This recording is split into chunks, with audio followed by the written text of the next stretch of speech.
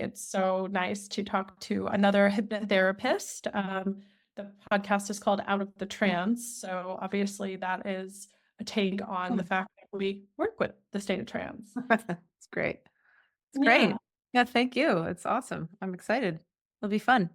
Yeah, I'm excited too. And I'm really interested in the way that you integrate, hypnotherapy and all of the tools, particularly with the Akashic record work you do, the Akashic record reading work you do, and the angel work you do. So first of all, can we start with an introduction? Tell us a little bit about your background and what brought you to this kind of work. Sure. Let's see. Where do I start?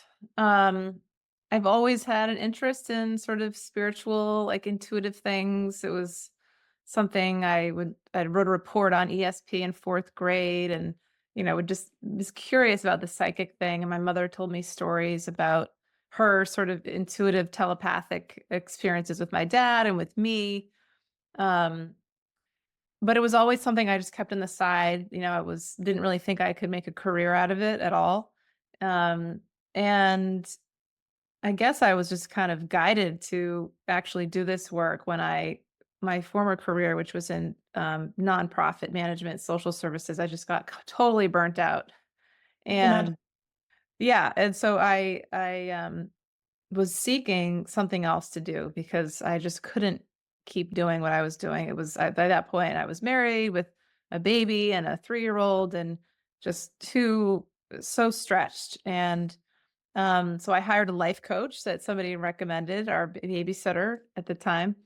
And I didn't even know what that was, but she's like, my daughter quit her job the next day after she hired this life coach. So you should check it out. And I was like, that sounds really amazing. So she Wow. really helped me this forward. Yeah, she really helped me get back to, um, or really learn because I had never really learned about who I really was and, my soul gifts. And she kind of helped me clear away the stories of ego and start meditating again and connecting it with some sort of higher guidance. And so that, meditation really and opening up to some form of spirit, which I didn't know what that was going to be at the time, helped me start to awaken. And I went into the tarot and was exploring tarot cards, was guided to learn hypnotherapy eventually through this intuitive guidance program at the Southwest Institute for Healing Arts. It was integrative healing arts. And then Akashic Records just came as like a phrase download, sort of phrase into meditation one day. And along with the phrase Knights Templar, which was, Hey. yeah, like they both were there. And I was like, what are these things? And so I just wrote them down and looked into them. And that just led me on this path of now I do readings and I do hypnotherapy and started awakening, researching secret societies like the Knights Templar. So it's been a really interesting path of just, being guided by the little breadcrumbs and following the clues and just exploring, experimenting, moving through a lot of fear to get to be here. It's so much fun. Wow. So many things you said to me just totally lit me up. And it's really no wonder, like speaking of the breadcrumbs and the intuitive hits, like it's no wonder that we connected, right? We were in Yeah. this group training. For those listening, we are both master trainers for the IACT, and we were completing our group training together. And we didn't really get a lot of like one-to-one time, but there was just something that made me say, I'm going to contact Rachel after this. I mean, I don't even think we had more than like maybe we had 5 minutes in a Zoom room, didn't Yeah. we? Yeah. But Just you, right. the thing is that the Knights Templar, the secret societies, like those are the breadcrumbs on the trail that I was sort of following. And I think that, as soon as we got on the phone, we just went straight to Yes. the interesting stuff. So um Yeah. so yeah, so much to say about intuition and that um, sort of cognitive perception that, I think the Buddhists call it like valid cognitive perception. There's a longer word for it, but which really means intuition. But it's like this knowing and this being spot on, but like no context to it, right? There's not a lot of no concept or thought around it, but there's just something that just draws you to the next phase and the next phase. So when you started your process and you got the drops into or the downloads rather about Akashic Records, what was the next step there? Well, I looked it up on the internet, of course, as we do these days, and I was fascinated. This dimensional space, so recording all, all human events and situations and experiences throughout time, and I was just like, what? How come I've never heard of this? It's shocking, right? That we've not been taught. I teach my kids about this, but I hadn't been taught anything about this. Of course, it is, it's mentioned in the Bible and different religious texts as the book of life, but it's not ever explained. And why is that? Well, we can get into that later. But so I looked it up, and then I went and got a reading from somebody. And I looked up, somebody around here in Maine, and I thought it was really interesting. The reading was interesting and it was helpful. And then I wanted to learn it myself. And so I found this woman named Linda Howe, who some people probably know her. She's very well known, like Hay House author, who wrote a few books about the Akashic Records. So I took some training with her and with some teachers that she trained. And so I learned to be, I got certified in a few different ways, called the pathway, something called the pathway prayer process. But then I changed it and I started going into the Akashic Records in a different way. But both ways through a prayer. And it's through, light and a prayer with words, intention. And it took time to kind of train myself to um, learn to read the energy and go into my mind. So I used to do tarot readings, and that was what I had cards. I had something to look at. It was easier when I wasn't sure if it was right, if I was going to be wrong about something. I had the cards, as a crutch, Right. I guess. Oh, yeah. I can see The that. cards don't lie, right? They were in, so I just had to interpret the cards. So this is interesting, actually. I haven't talked about this in a long time. But with tarot and with images and cards, as much as I'm a fan of the tarot, sometimes the left brain gets involved and starts to be like, oh, wait, what does that mean? I read about that in a book. And what does this number symbolize? And this image symbolize? And that can kind of, and I used to teach tarot classes, right? And people would be all like, oh, I don't know if that's what we learn. And I tried to teach them, just doesn't even matter. Just look at the image and what do you feel? What's the first thing that you feel from that image? And that's your intuition kind of guiding you. So, it was a while. It was kind of like ripping, taking the Band-Aid off very slowly to wean myself off having a physical, tangible thing that I was using to then sit with somebody and, just close my eyes and pick up all this stuff. And it was terrifying at first, but now I do readings more than anything else I do. And it's just, it's helps me. I think, it helps the other person. I just can't, it's just been such a blessing for my life to be able to do that. Wow. And what a journey from like such a left brain. I mean, your career was, one of service, right? Working in social services, but I think you said you have in another conversation we had that you had a master's in so was it in social work? It was actually public administration, which is similar to like it was like a nonprofit management focus. So yeah. Pretty left brain stuff happening in Yes. that level of level of Yes. I can imagine.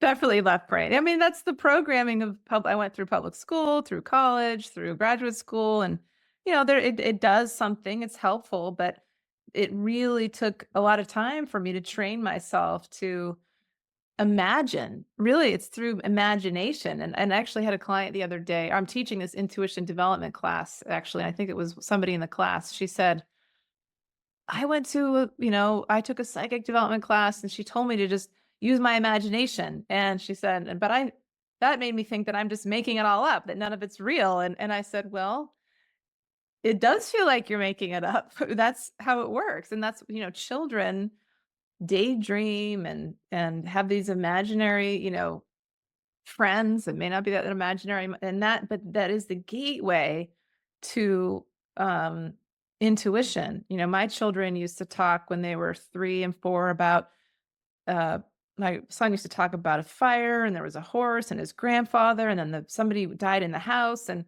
if I didn't know this work, I would have thought he was just making up some story, but he would talk Right. about it over and over, and sometimes he would get upset, and I really believe he was talking about a past life. And when they're so young, they're much more able to kind of connect with that other part of their They're brain, still connected and they're to still the connected. Yeah, but it's like, but us we as adults, we get that kind of programmed out of us. So it takes time to clear our third eye and really train ourselves to go into that right brain, sort of emotional, imaginary, creative side. So interesting that you said that about your client saying, I think I'm just imagining things, because as a hypnotherapist, what we're always doing is, I mean, on a broad level, in the sessions, we're deconditioning, right? We're basically helping you unlearn all of the blocks to that connection and that imagination that you had, which education has taken or blocked, not taken because it's still there, but has blocked from you and also demonized, right? So imagining is a bad thing. Daydreaming is a bad thing. The very thing that we do in hypnotherapy is bring people right into the states of daydreaming with the alpha brainwave state and then into the theta brainwave state where the initial programming occurred. But what's so interesting is that so often I get the whole, I think I'm just making it up. And with a label on it, like that's a bad thing. And reconnecting people to their imagination and to those states that we've been taught are useless or childish or not real is such a big part of the work we do. And I think there's still a lot of education around that. I'm sure you Yeah. found the same. Oh yeah. And it makes me want I don't know how far down the rabbit hole you want to go, but it's like, I mean, I think one must wonder why, like, why is it that we weren't taught this? Well, in school, maybe that, at least in school, but maybe in church. I grew up going to a congregational, which is like a progressive Protestant branch of the Christian church. And, none of this was ever talked about. And in the Bible, it actually says in places, don't do divination. It's not, it's opens you up to dark things. And even though there's a lot of evidence that that is exactly what Jesus was doing, was doing divination, was doing Reiki. So one might wonder, Divination. what'd you say? Can I define divination? Yeah, sorry, there's a delay. Well, yeah, I mean,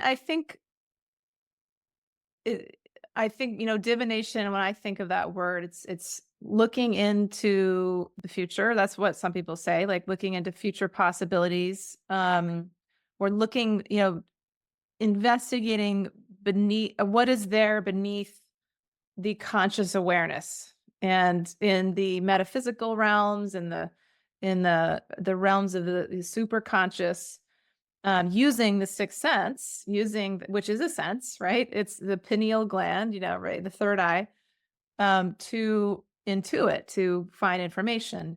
And so, that the Bible certainly demonizes that in many ways. And, you know, I think a lot of people, I'm guessing, that listen to this would probably see and agree that there was the church was, putting that stuff in the Bible, or not putting things in that actually had evidence, like from the Dead Sea Scrolls, about what Jesus and Mary Magdalene and Mother Mary, that they were actually trained in all these divination from the Essenes, the ancient sect, the secret society that had this great wisdom.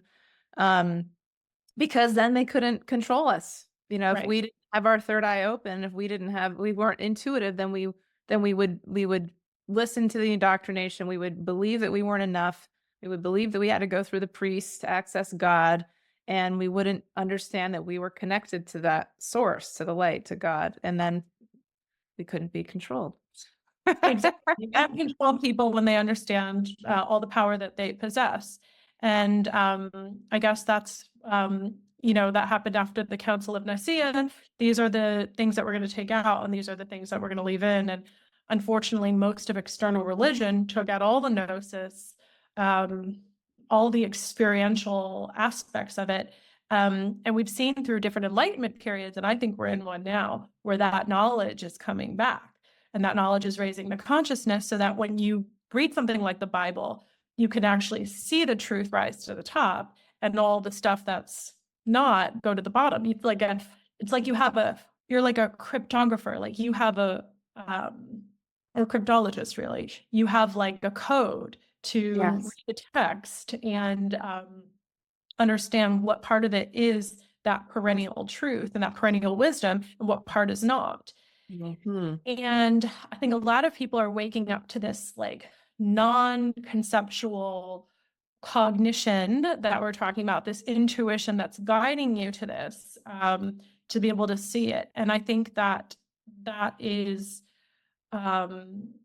such an interesting time for me.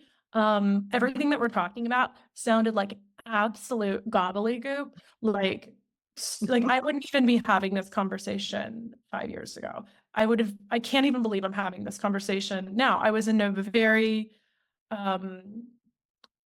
left brain, sort of mainstream, career, just way of living. Geographically, I was in New York City and London. I was in the matrix as one gets. So it's not lost on me that I can see this now, and I have no idea why. So that is You woke up. yeah. Right? Yeah. And and some of it was spontaneous, right? Some of it was, as I said, like no conceptual understanding, but there was just a knowing that led me to the breadcrumbs. And one of the tools that finally because the ego kept getting in the way, and the left brain part of my mind kept getting in the way. And one of the big tools was hypnotherapy. For me, it was a great tool of saying, okay, I'm questioning everything. Like, let's do this in a format here. And just keep going, right? So let's start with questioning things about myself. And I found that hypnotherapy was such a great tool to help you know the self, right? To start that self-mastery process. And initially it is a bit self-interested, but what I try to communicate to my clients and prospects now is that it isn't, right? Because what you're effectively doing is you are working on your own traumas, your own programming. When you look at where it came from, it's generational, right? And then you're tapped into the collective. So when we can work on ourselves, we can actually start raising consciousness. And that's really important to the time that we're in. Absolutely. Yeah. It's interesting. I am such a fan of hypnotherapy too. And I feel like I'm always trying to explain it to people, because there are, as you probably do too, because there's people that have these, there's so much programming around everything, around intuition, around hypnosis. We think of like, watch my pendulum and I'm going to put you to sleep. And, these sort of like stage hypnotist gimmicky things that people, I certainly had that stereotype. And yet since I've learned it, I'm a super fan like you, because I see how it is absolutely one of the most transformational, life-changing things that people can do. And I still, even with clients that I see, if they come back for a few sessions, it's really interesting.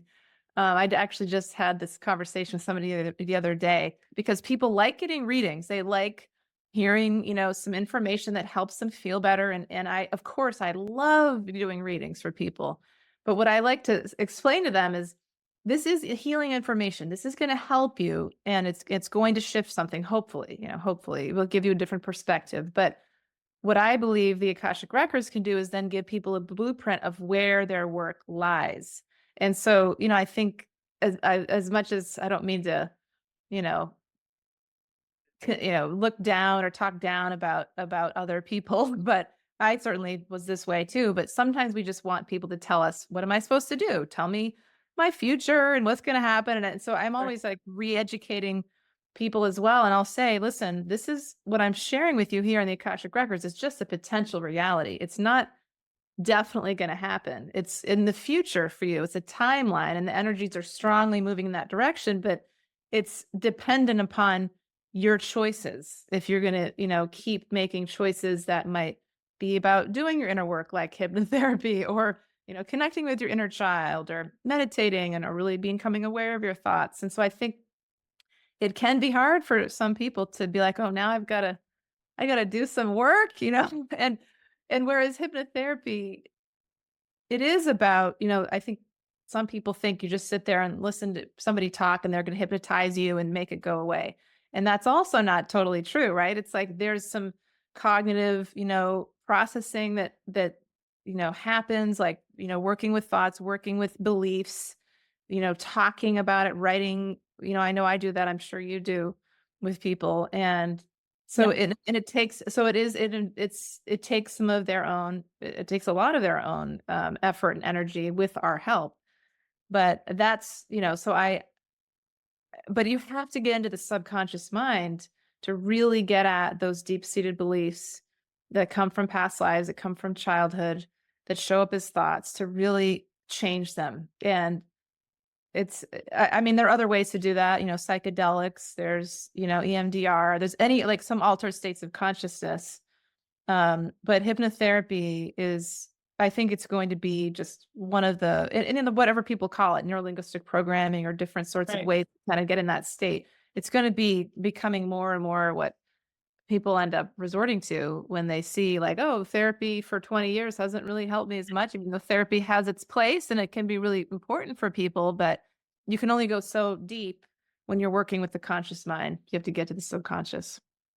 Completely. And I think that that is the bridge really from, the way that we've been doing therapy to actually bringing people back to a spiritual place, right? So the way that kind of hypnotherapy's been sort of, well, first of all, we have all the mythology that you can see in all the movies and the media um, the stage shows that actually really don't do any, do anything good for it. But then there's also like the uses for it. So even people who believe in it and are very, very big proponents of it, they're like, oh, this is for a habit, this is for smoking or phobias. And yes, it is, because the habits and the phobias are stored in the unconscious part of the mind, and they're unconscious, right? But so are our thoughts. And that's always that education that I'm trying to bring to the clients. And what I also think that you said, it's a bridge between, someone coming in for like a spiritual reading and taking control. Because a lot of times if they're coming in for a reading and they actually are open to that, that way of working, right? They are still in a bit of a helpless mode, right? Mhm. So maybe the doing of the work isn't really attractive to them. But what's so cool about hypnotherapy is suddenly, as you start to remove all your stories, you become so empowered that it takes you from the effect side of life to the cause side of life. So you like accidentally find your own power and then take full responsibility. Because, clients come and they think, I'm going to do something to them. And it's much more, as you know, of a collaborative like process. We're working together. I can't do something to them, but it's a way in, right, to start bringing them into their power, which is Yes. really neat. Yes. I love that you said that because there is a little bit of, there's some in the spiritual world, there are some people that don't like intuitive readings that, or they say, well, it is disempowering for people to kind of just, and I think there's an element of truth to that, where people have been, conditioned to just like you were saying, go somewhere and just wait, want somebody to tell them what to do and tell them what's going to happen. And, and you feel better in that moment. Yeah. And then when it may not happen that way, you may be like, oh, what, why were they right? Or were they wrong? And it's really not how it works, right? It's all about energy and it's all about potential reality. And so I think there's that piece of it. But, like you said about the re-empowering people and really giving people back the knowing that they're co-creators of their lives is so important. And so I like to, I will say to people, I do Akashic Records, once every 30 days, once every moon cycle. If they really want another one in the next few months, I'll do it. But I really encourage them to wait for months, so then they're letting the information they received integrate, hopefully to then act on it, right? And like, here's some things that came up that the masters, these light beings, we'll share with them, this is what would be helpful for you. And then they kind of hopefully can do it. Um, I just the other day somebody said to me, I really want to learn about, past lives, which you can look at in the Akashic Records. And we did do a reading. Um, and I think I talked with her though about, the best way for you to experience a past life is to experience it yourself in a regression. I can pick up on it for you, but for you to really feel it, a past life regression would be, which is a form of hypnotherapy, as you know, but in case other people don't. Um, that's where you viscerally experience the emotions, and you can really release it. And so it's so much better when, you know, you can kind of pick up on that yourself. And also there's, as you know, in hypnotherapy, people can connect with their own spirit guides and and ask their own questions, um, that I would be asking, or I would be getting on their behalf in the Akashic Records. And that is something I really am trying to encourage people to do more and more, as much as I love the Akashic Records. And sometimes we need, it's nice to have somebody else kind of Yeah. pick on it for us, because we do have our own ego and sometimes the ego can get in the way. But I think I'm really hoping that that is what the future holds, is that people learn to read their own Akashic Records and connecting with their own subconscious minds, maybe with other people's help, but on their own. Wouldn't that Yeah. be the super conscious minds?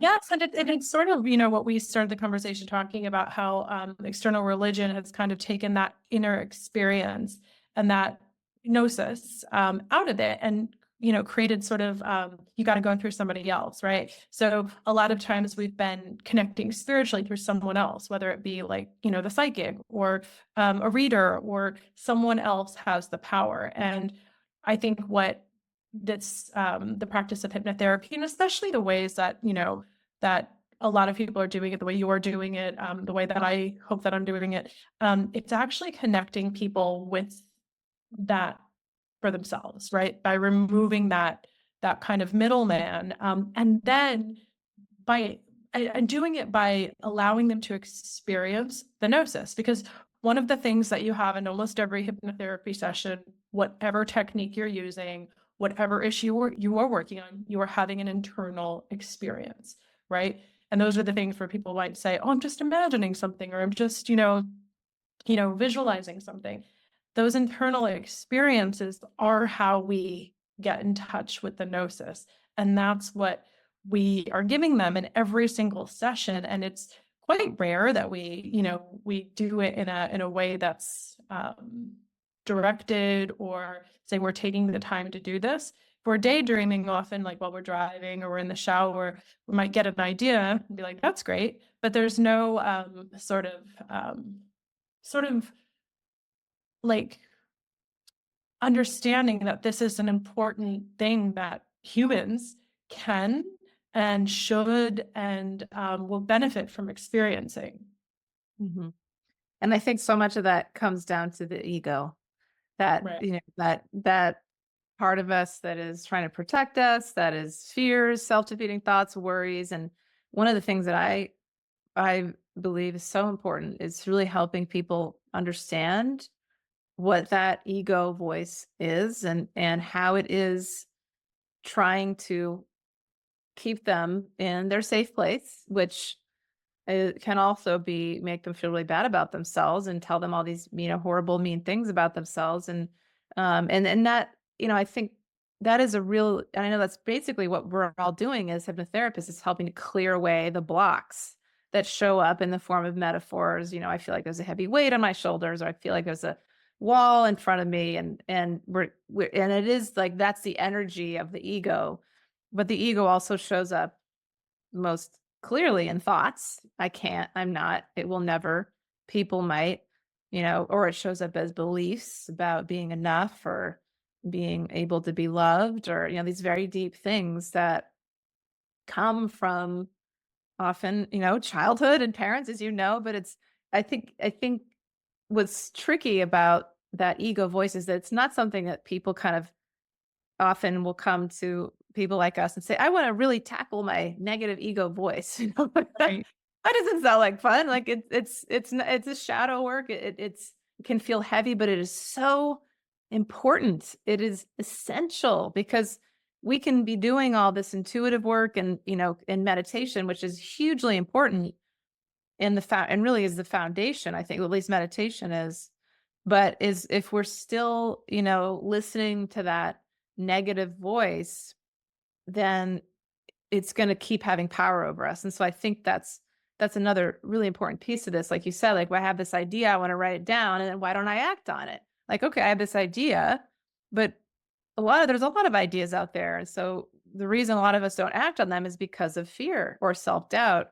And that's from the ego, right? That's trying to keep us in what's familiar, what's known, and what's unfamiliar, what's unknown, is scary. And the ego's job is to, keep us safe. So I think that's a huge piece of this work, is really tackling those thoughts and beliefs and dissecting them and questioning them and putting new ones in, right?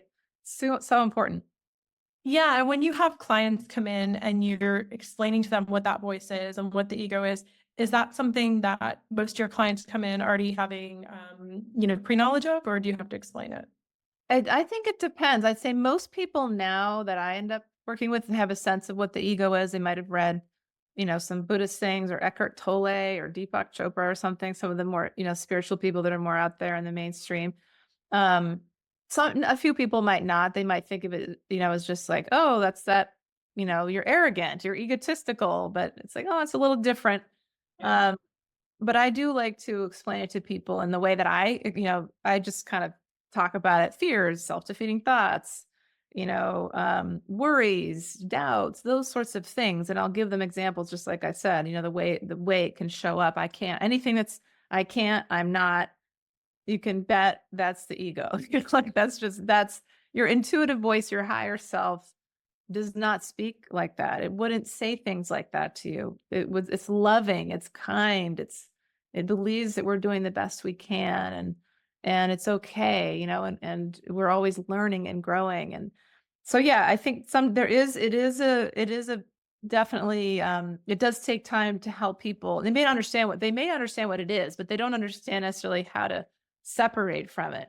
And, they may say, oh, I know that. Maybe they even have an awareness that's their ego, which not everybody does. A lot of people are just thinking all these things. I mean, I do this too. I certainly did it Same, before I started doing this work. It's, same. that we're just like, oh, wait, I don't have to believe those thoughts. I remember, my sister sent me the book When Things Fall Apart by Pema Chodron. It's a Shambhala Buddhist book. And I remember just reading that book back in, I don't know, it was 2005 or something. And I remember just being like, what? I have thoughts that aren't real, that I don't have to, that aren't actually true, because Yeah, I kind of listened to those thoughts and I thought they were part of me. And it was this mind blowing concept that there was a part same. of me that wasn't totally accurate. Right. I know exactly what you're talking about when I realized suddenly, that I don't need to believe everything I think, because do we always hear, don't believe everything you see? And I remind myself and I remind my clients, don't believe everything you think. And it's like, oh, yeah, because I realized, that what one of the tools in hypnotherapy, and I think that we talked about this in our group training, is when you give the running thoughts a voice, and you're like, oh, that sounds like someone I know, or Yes. oh, that that sounds very familiar, Yeah. and it usually a parent or a teacher or somebody or a combination of them, and you suddenly realize, oh, actually, that's not even me, and I think that's one of the biggest epiphanies I had, and what really drew me to want to do this work for other people. Yeah. And, I think it's interesting, as I kind of hesitate to talk about this because I don't want to freak people out too much. But, when we talk about the ego, we're talking about a part. And when you talk about parts of us, it sounds a little strange. Like, are you saying I have multiple personalities? Are you saying, and I don't, and I think no, no, that's a little, but it's not, there's something to that. There are energies out there that we can pick up on. And I certainly, I think the ego voice is a natural part of, it's our consciousness that we all have as humans, at least. But like you said, it's often related to the energies of other people that we kind of acquire. And it's like, oh, that's the voice of my mother living in my chest, or that's the voice of my teacher who was telling me I wasn't good enough at something.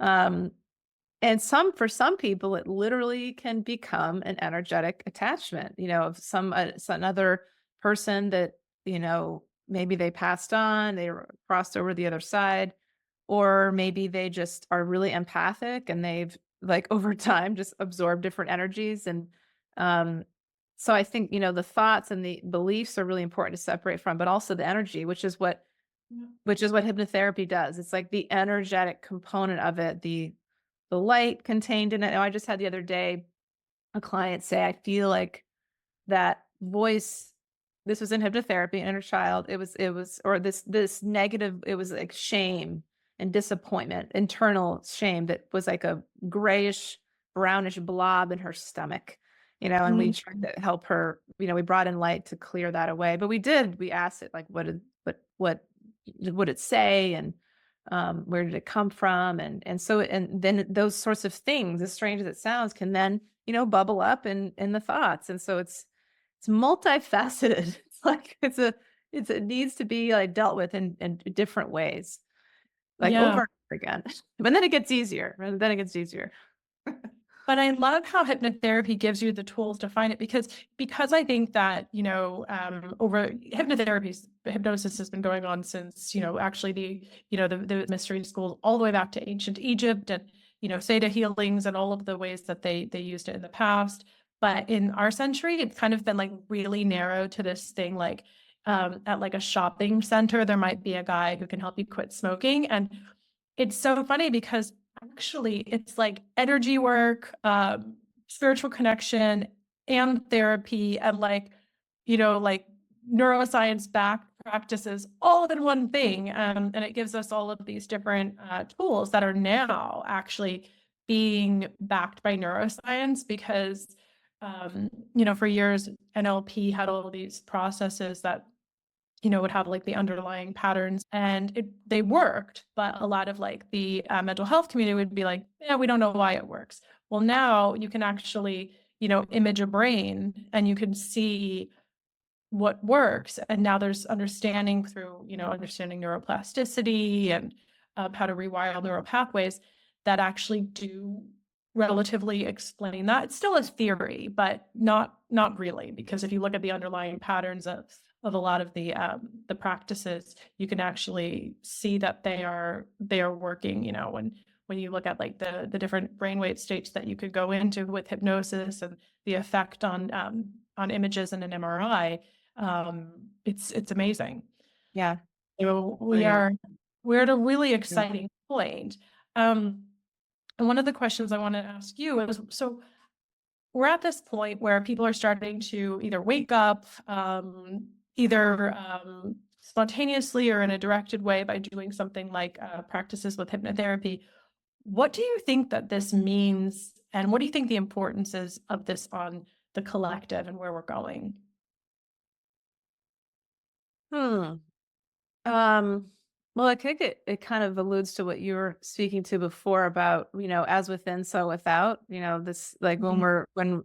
we're doing our own inner work, we're really shifting our vibration and moving out of the lower, denser vibrational states of self-judgment and jealousy and, shame and guilt and resentment, the things that often have, like you mentioned before, generationally, we all know, and maybe we've lived this, people in our family who say, well, I don't speak to her because of this thing she did to me years ago. And then, there's this estrangement that happens and it gets passed down and it causes such division in the family. And maybe some of it is, is understandable. There's horrible things people have done to each other, abuse and, with alcoholism and it's just the way people have treated their own family members, but out of their own suffering and trauma, we understand maybe why, but ultimately I was just listening to Dolores Cannon the other day. I'm sure you know Dolores Cannon, yeah.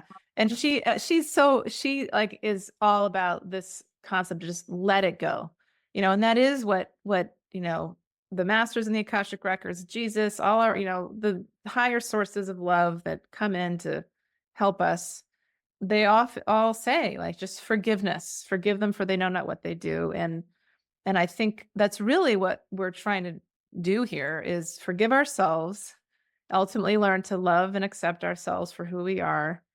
And when we and that and some people say, well, why what about other people? Well, it starts with ourselves. If we can't love ourselves, how can we truly love somebody else? And that's a vibration that we're giving out. It's a frequency, the frequency of love is so powerful. And so when we do our inner work and we clear away all that stuff, we start to emanate this like higher vibrational frequency. And then we want to we care more for ourselves. We care more about the environment, we're caring more for nature, we're for animals and connecting more and just working in alignment with the earth versus just taking from the earth. And then we're caring more for our fellow humans, as crazy and frustrating as humans can be. We have compassion for them, and then and understanding. And that's really, as I know, or that you perceive it this way too, is, the Christ consciousness that we are all being asked to step into, unconditional love, the new earth, 5D, however people would refer to it. So it does matter because it is individually, it's like these little all these human souls, millions of us around the earth. And it may not seem like, this one person in this one little room doing this inner work is gonna help the planet move into higher states of frequency. But you have one person there, another person there, and all the lights coming, and the more light we give off, the more other people around us feel that vibration, and they start to feel that vibration, that frequency, and it starts to affect them in a positive way. Maybe they're become more open to looking at themselves differently, or connecting with some sort of higher guidance to help them. And then it starts to shift, right? It's like the domino effect, that the ripple effect. So I feel very, very hopeful for where we're going in humanity. Some people think, oh, we're living the apocalypse and all these. That's just a timeline. It's just a negative timeline. It's not, I don't feel like we're going there. So it's hopeful. I agree with you. And I think that, like in the past 4 years, I've been all over the map with this. Oh, it's all going to pot. But really what we're talking about is coming out of those dense emotions. And you talked a little bit about Dolores Cannon, who I love, and how her thing is letting go. I'm sure you're familiar with Dr. David Hawkins, wrote the book Letting Go, but he has these scales of consciousness, where it's a logarithmic scale from 0 to 1000. Without going into too much detail, but he used applied kinesiology to non-locally test frequencies of different states of consciousness and emotions as a state of consciousness. And if you look at his scale, basically shame, hopelessness, despair, guilt are really, really low. Fear is pretty low as well, but shame and guilt are like super, super low. Mm-hmm. And surprisingly, anger is actually, so anything above, so 200 is the level of neutrality. So once you get to 200 and you can get above it, then you start going into higher states of consciousness more quickly. And it's hard to get to 200 from this, like a frequency point of view. And what that means to me is that sort of anger, kind of saying, okay, this isn't okay. The pride that you have to take in yourself, right, to actually get to the next level, which is courage, which is just what you need to get above that line.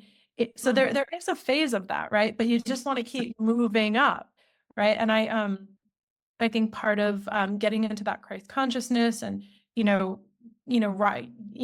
allowing that domino effect to hit other people with the light, with the higher levels of consciousness, is really eradicating the shame and the guilt and the despair, because they really have not a ton of use to the person, right? They're useful in society to control people.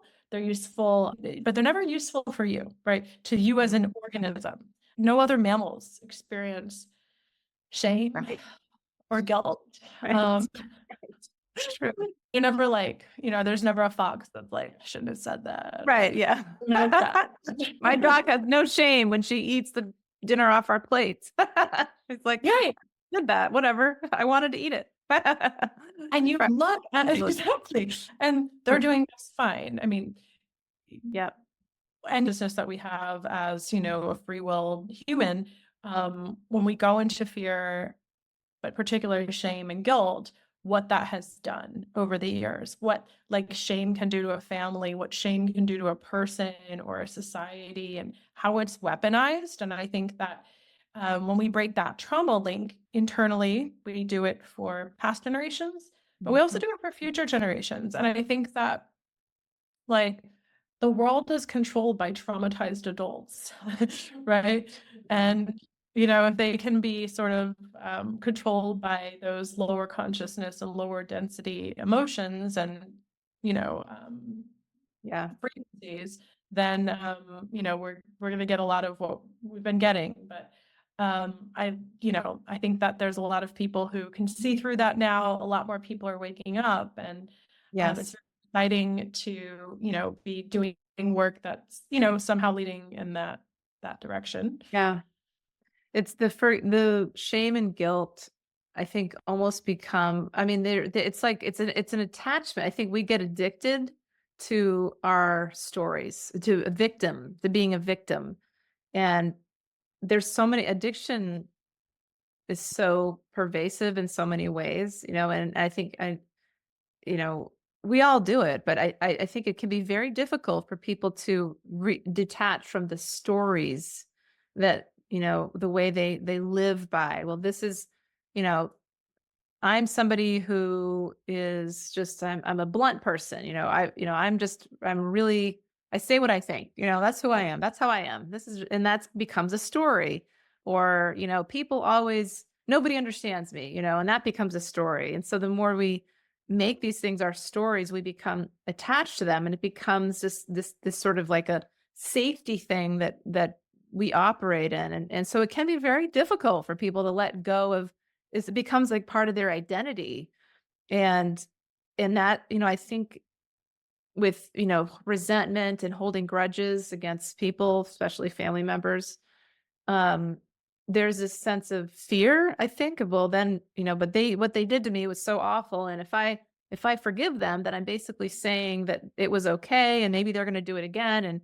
And so much of what, our work with people is like, no, it's not, forgiveness is not saying it's okay. It's really just cutting the cord of energy that is really just hurting you. The other person doesn't care if you resent them. I mean, maybe they do, but they probably aren't even aware of it at some level.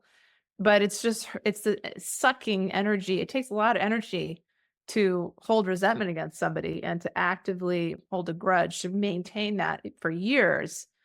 It can make people sick, because, we've all seen it can show up as stuck energy, with all kinds of diseases and things like that, health problems. So, Absolutely. and it's just people need to feel safe. And that's where the inner child can come in, like helping the inner child feel safe and giving the inner child some other ways to feel safe so they can let go, or the ego can let go of the grudges and the resentment, is really essential to healing. And do you think, and I ask this, because I've previously wondered this myself, but I'm Italian, so I come from a family of grudges. It's just grudge. And you could really things like you could do like a whole village with the Italians. We're really, Funny. really good at grudges. Um, but do you think you need the other person's participation? Like, so if you forgive a family member who doesn't speak to you and you're not on speaking terms, No. karmically, Yeah. I what don't can you think you do? do. I don't think you do. I mean, believe me, I've worked on that myself, in my own family, um and I don't always think it's helpful to actually say it to the person. Maybe we do say, I forgive you, or I'm gonna, but I believe that we can do a lot just energetically, just working with light, connecting with that person's higher self. If you feel like there's a block to connect with their human self, and I don't think my belief is that we're not interfering with anybody's free will when we're coming from a place of love. And it's really just, I'm, kind of what we would say would be, I'm no longer going to allow this negative energy to affect me, and I that's connected to you, that is related to, you and my experience with you. And that, that person, I think at some level, they have to feel it because that's energy, and they may feel more open to you. I actually would in my old job, um, I would do this with my boss, who I didn't always get along with, and I had to have meetings with her, and I just started connecting with her heart and bringing light, imagining light through our hearts before our meetings, and we would have these amazing conversations. She would start talking about her life and sharing a lot of stuff, and I would. It was very interesting. All I was doing was just opening my heart to her, um, and I think she felt it at some level. So I think, I think we do, the other person, it doesn't mean that they're going to all of a sudden say, "Oh yeah, now we're friends and I want to talk to you and have a relationship with you now." That's their free will choice. They may still not do that, but um from my personal experience, having tried this with people, it tends, in my experience, I've had it soften relationships where they do start to just open up more because I think maybe they just feel more open. Um, so I think it's always, I mean, it just helps us all feel better. Like it's Yeah. so, and I think that simple act of just forgiveness, of making, trying to go through anybody, "Oh, who is it that I haven't forgiven or I'm holding a grudge against?" Go through the list, write about it, process it, release the emotions around it, try to cut the cords. So much healing could be done if we all did that.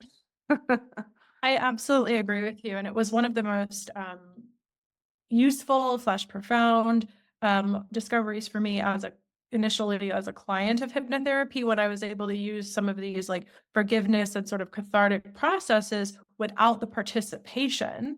I'd spent, plenty of time in therapy retelling the story, which just, as we know, with the neural pathway, it just stabilized it, Yes. being really upset that, you couldn't talk to the other person. But the processes that we use in hypnotherapy provide a way to do it on a subconscious level, on a higher level, on an energetic level.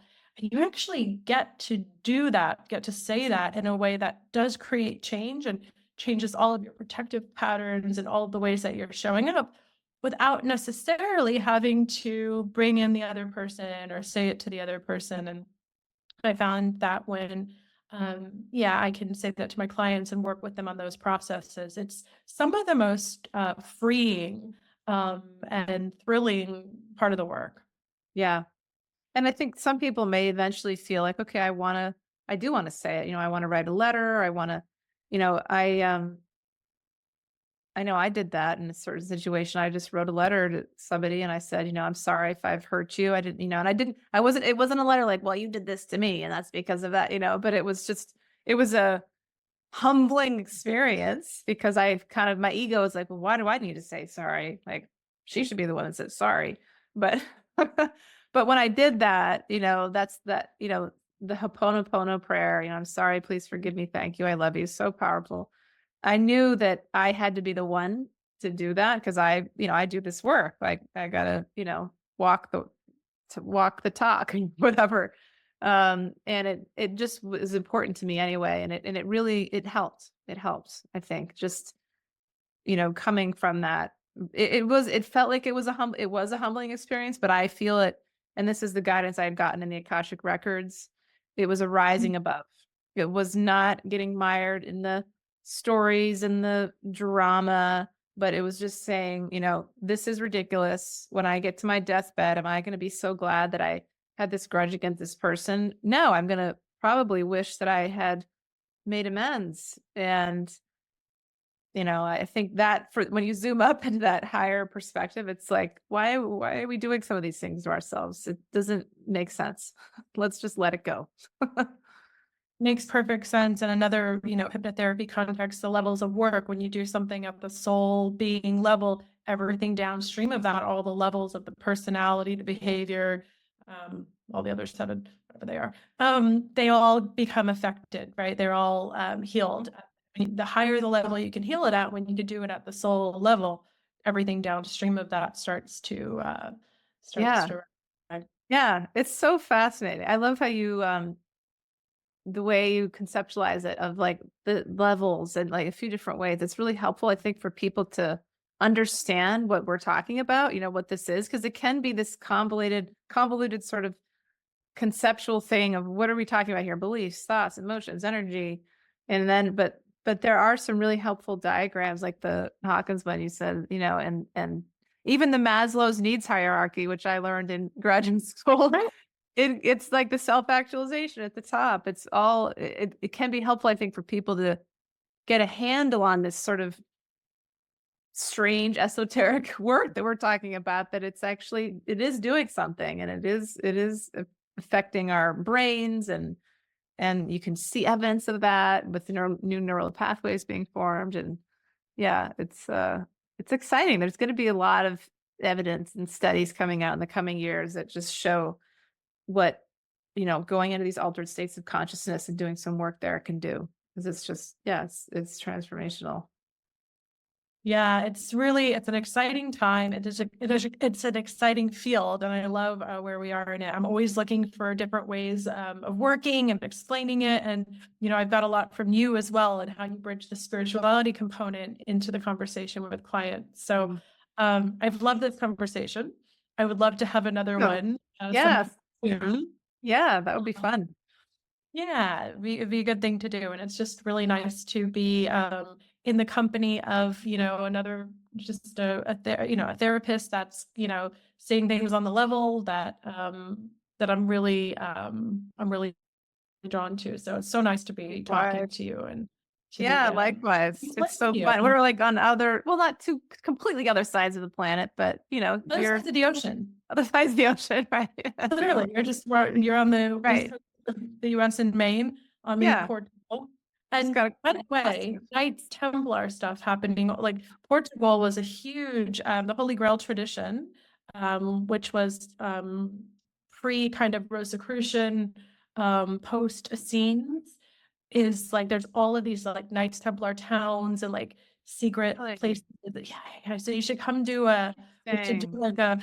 like an occult trip where we Oh yeah. Well, I went to Scotland and England this past summer, and that was all about just sacred sites, different. We went to some of the stone circles, and I was connecting with my Celtic ancestry. But yeah, I'm fascinated with what happened. The life of Jesus. Whether did he live after the supposed crucifixion and have children, and I think he did share children with Mary Magdalene, and what happened to his ancestry, which is what a lot of what's the Cathars and the Knights Templar were trying to protect and were killed for, at least the Cathars. Anyway, this stuff is just so fascinating. It's hard to find that information, right? It's so hard to find. You just have to get it channeled, or, find these authors that are buried in some dusty old bookstore somewhere, which I literally found a few of them in a dusty old bookstore. But Yeah, and I think sorry, I was going to say a lot of it is coming from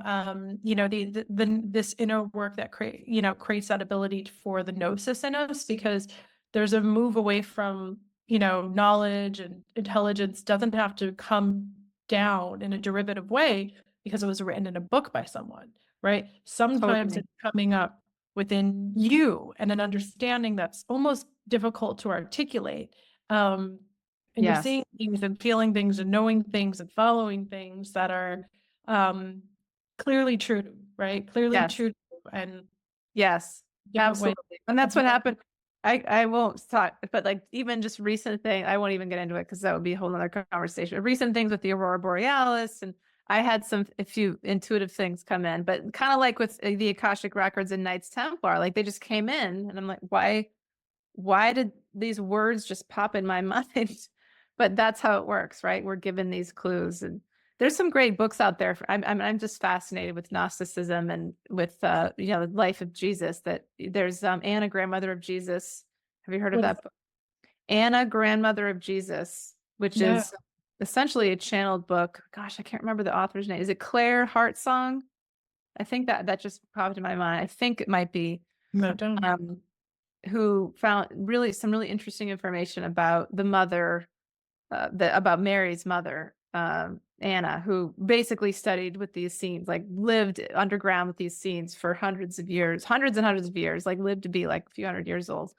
Anyway, that's a cool. I haven't finished it yet, but there's a few others um, that I really enjoy, which I And think this and others. But there's all kinds of books out there that people have channeled, that people have found, information. Eventually, when you read them, you start to be like, that's what the other person said, and that's what they said, and that's what they right. said. Start to be like, this feels like truth to me. So yeah, Yes. For me, I categorize it by it feels like remembering and not learning something. And I yes, found that, I grew up in a Catholic family and I pretty much became atheist as a result of like some Catholic school and all of that.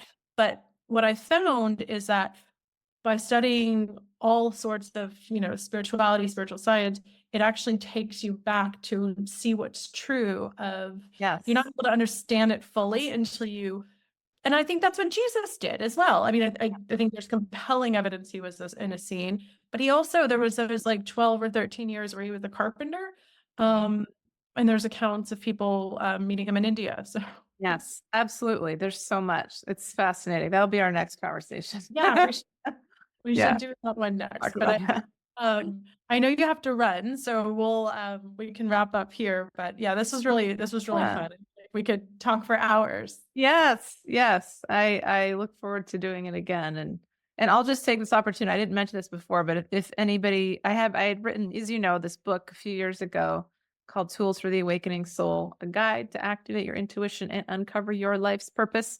And there's all kinds of stuff about the Akashic Records in there and how to read them and past lives and work breaking ancestral patterns, meditating, work clearing ego. So if anybody's interested, that's it's there on my website, Oh, soulfulworkconsulting.com. Yeah.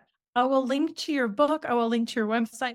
And what are you doing Great. now that where you said you're doing an intuition class where people can join you and work with you? Yes, yes, that is it's already started, but I will be, normally I like once a year I offer an intuition development like 101 class.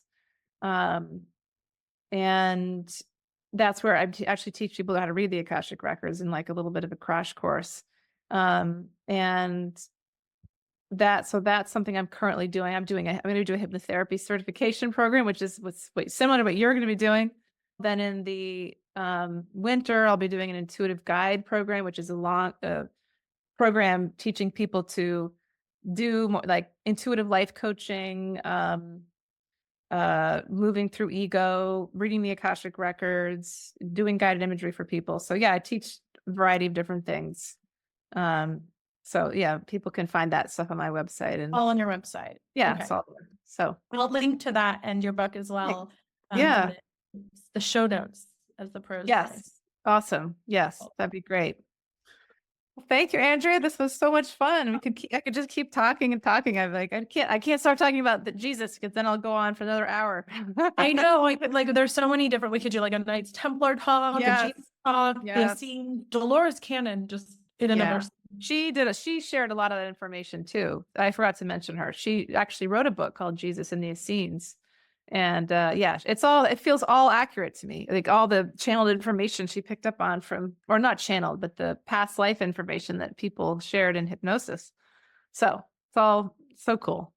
And what a way of, linking hypnosis to spirituality. I mean, she was in like Oklahoma on an army base channeling Yes, like, I know. mystery schools. Come on. Yeah, she was pretty awake too. She talked about like the cabal and just all kinds of stuff. Even then, I thought it's very interesting. Shame that she wasn't here during the last 4 years. I know. I'm pretty sure I know what she would have thought about that. But yeah, it would have been nice to hear what she had said.